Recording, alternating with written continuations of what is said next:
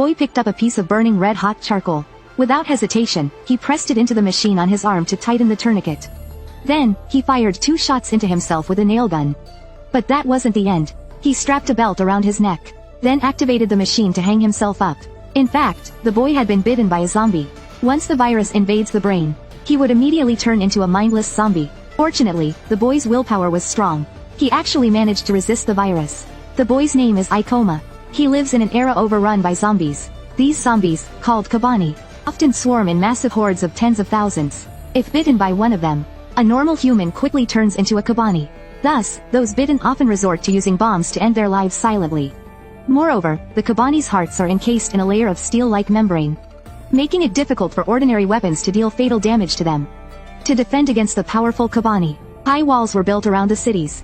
Transportation of goods between cities relied on these heavily armored iron trains. For example, the Katetsuho train in front of them. But even these trains aren't completely safe. Slight mistake could allow the Kabani to break in. So, at each city stop, everyone on board must remove all clothing for strict inspection. Not a single detail can be overlooked. Afterward, the train undergoes a thorough cleaning.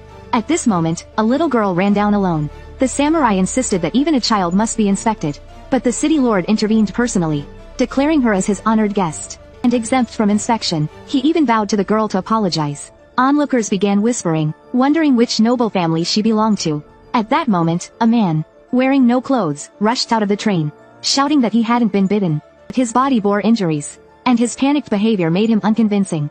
The samurai opened fire on him, surrounding him to finish him off. At that moment, Ikoma stepped forward to stop them. Because Ikoma had noticed that the man had no Kabani bite marks, he felt certain the samurai had made a mistake. But in such situations, a lowly steamworker like Ikoma had no right to speak. The leader immediately struck Ikoma, knocking him aside.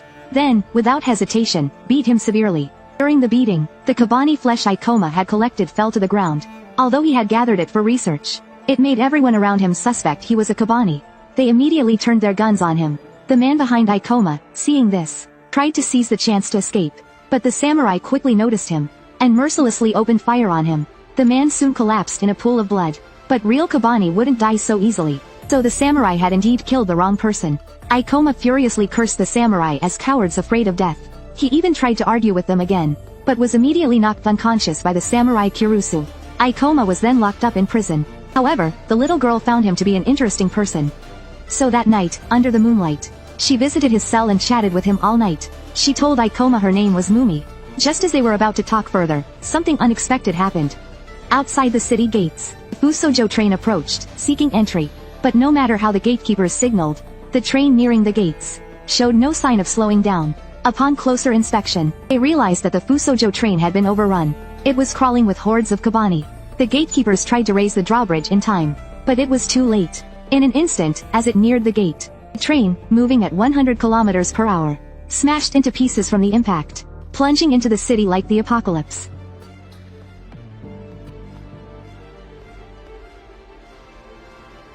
Houses were destroyed, and lives were lost in its wake. Finally, the train exploded in the city center. But the Kabani's vitality was incredible. They entered the city unscathed. The invading Kabani came in waves, like a massive tide. Ordinary people stood no chance against the Kabani. Even the samurai's steam rifles were useless. Alarms blared everywhere, watching the people scatter and flee. Ikoma pried open his cell lock. He ran toward his laboratory. Meanwhile, the city lord planned to abandon most of the populace and escape on the Katetsuho train. However, he demanded that everyone undergo strict body inspections, ensuring no one infected by Kabani could board. Elsewhere, Ikoma took out a small knife and directly slashed his own wrist, knowing that blood would attract the attention of the Kabani. Sure enough, a Kabani took the bait and began heading toward Ikoma's laboratory. Seeing this, Ikoma immediately armed himself at the doorway with his custom steam gun. But this Kabani was unusually clever. It launched a sneak attack from above. Ikoma wrestled with it, and finally aimed the gun at the Kabani's heart. With one precise shot, he took it down. Ikoma couldn't stop cheering, because, at that moment, humanity finally had a weapon capable of defeating the Kabani. Suddenly, he felt a sharp pain in his arm. It turned out he had just been bitten. This led to the scene at the beginning. Fortunately, he managed to suppress the virus. Meanwhile, a Kabani charged straight at Mumi.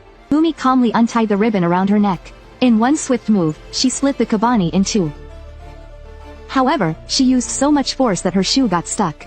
A little girl boldly jumped into the Kabani horde, Faced with Kabani that couldn't be killed by bullets, she calmly adjusted her weapon. She even set a countdown timer, determined to eliminate all the Kabani in front of her within 100 seconds.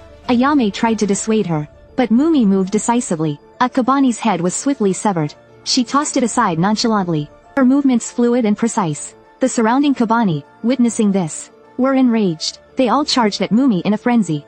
But this was all part of Mumi's plan, because this way, the people in the city would have a chance to board the Katetsuho.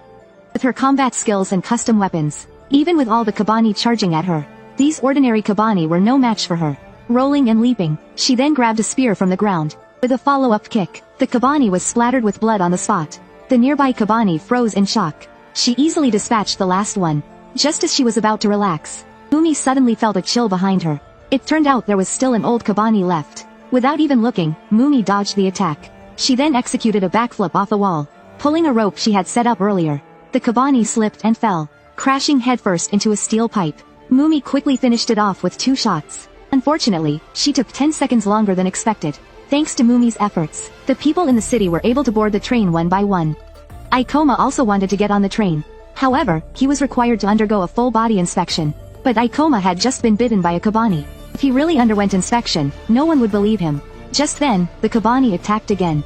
Ikoma immediately grabbed his custom steam gun, determined to prove himself. This way, he could board the Katetsuho without issue. But suddenly, a figure appeared, followed by a rapidly thrown spear. The Kabani in front of him fell instantly. It turned out to be Mumi. She even checked to ensure the Kabani were dead, delivering 2 more strikes. But this left Ikoma in a tough spot, because this had been his opportunity. Ikoma quickly called out to her. However, Mumi began sniffing him curiously, remarking that Ikoma seemed like a different person. Or rather, that Ikoma was no longer human. At that moment, Ayame and Kirusu arrived. But the samurai Kirusu immediately aimed his gun at Ikoma, insisting that Ikoma was a Kabani.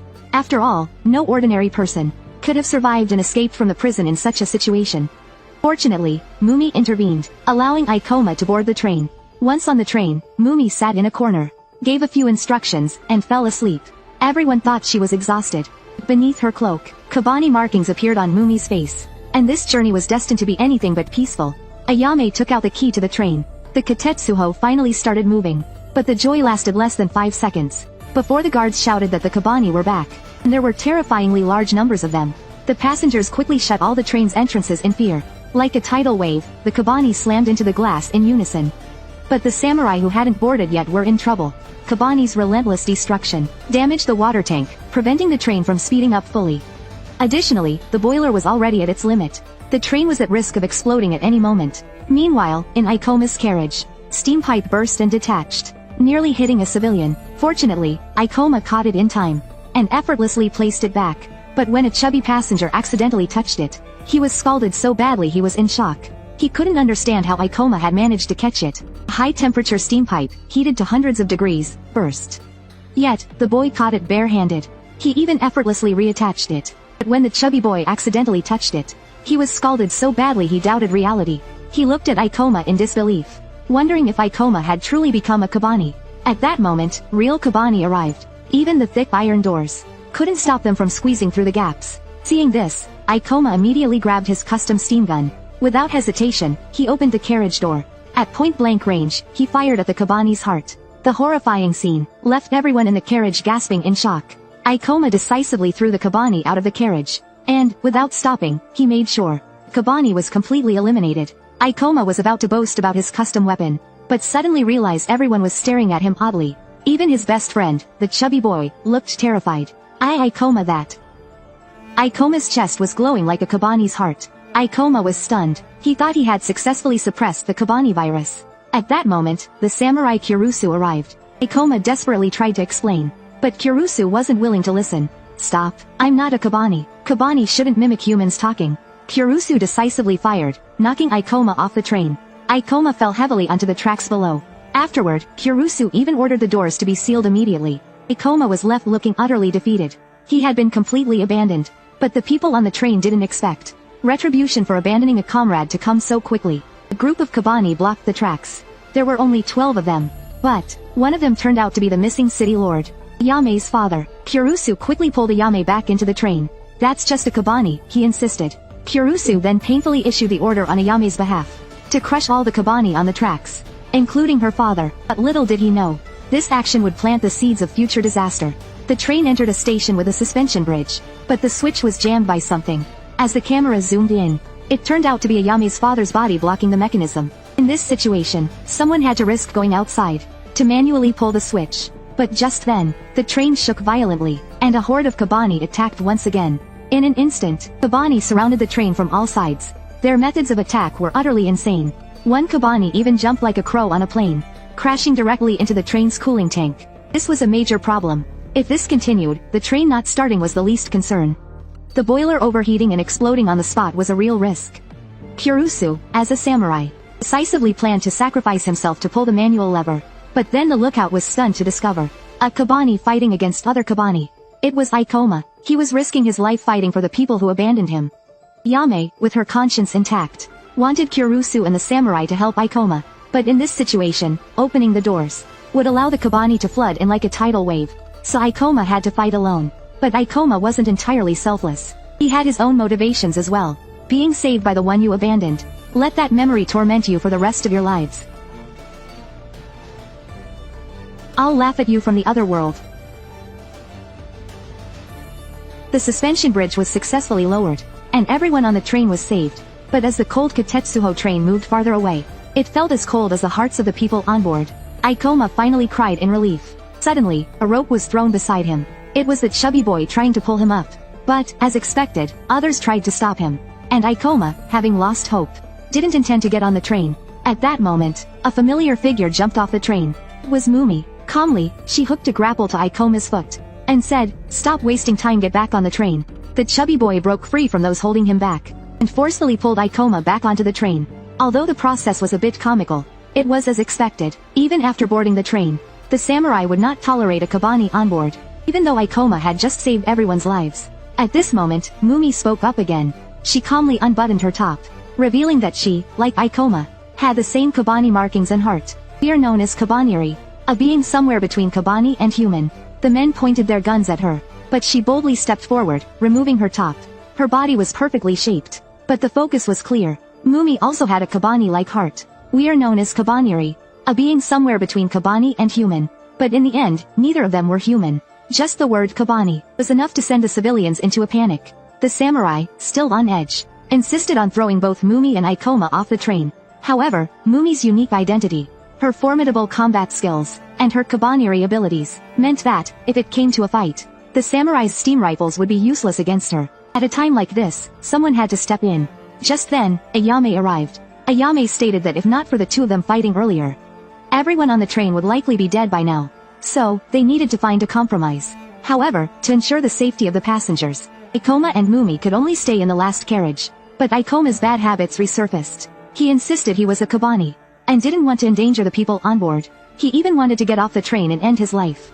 He kept rambling and wouldn't listen to reason, so Mumi had to use force to shut him up.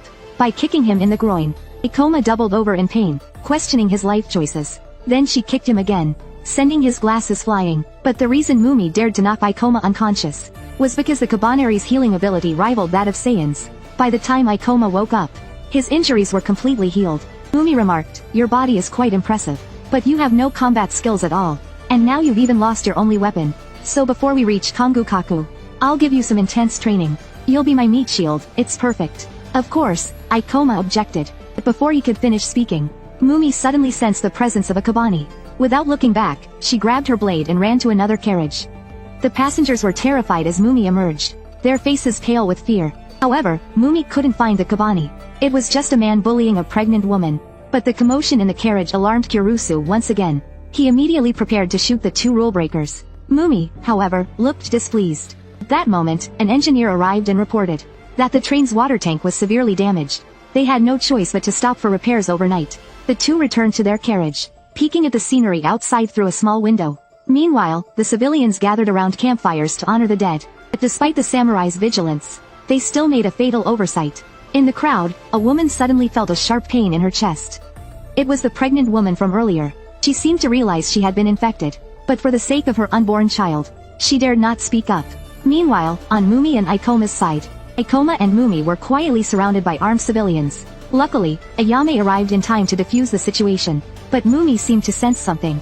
and slipped away. However, a group of men below surrounded her again. To prove that Ikoma and Mumi were not enemies, Ayame stabbed Ikoma with a knife. But Ikoma refused to resist, insisting firmly that the Kabani were the real enemy. This act finally earned everyone's trust. Ayame later apologized to Ikoma, but he passed out from excessive blood loss. Meanwhile, Mumi was happily playing with the children. But just then, the pregnant woman from earlier fully transformed into a Kabani. People screamed and fled in panic. Mumi immediately untied the ribbon around her neck, grabbed a samurai's sword mid-air, and swiftly eliminated the Kabani with precision. It had a baby inside. Although it was necessary, the Kabani had to be eradicated. Meanwhile, in another carriage, Ikoma temporarily lost his rationality due to blood loss. He pinned Ayame down, intending to bite her. Fortunately, Kurusu arrived just in time to knock him away. Although Ikoma acted unintentionally, there was no way to clear his name now. And, as fate would have it, the Kabani attacked again. The civilians scrambled desperately back onto the train. Ikoma and Mumi were once again confined to the last carriage. Once safe, Ayame carefully checked herself. Thankfully, there were no wounds. But after this incident, Ayame, who had once defended Ikoma, completely lost the trust of her subordinates. That's too much. How dare you speak to Lady Ayame like that? Ayame had no choice but to hand over the key to the Katetsuho. The first thing the new rulers did was to lock Ikoma and his friends in the last carriage. Then, they attempted to detach the carriage entirely. But little did they know, their betrayal would soon bring its own retribution.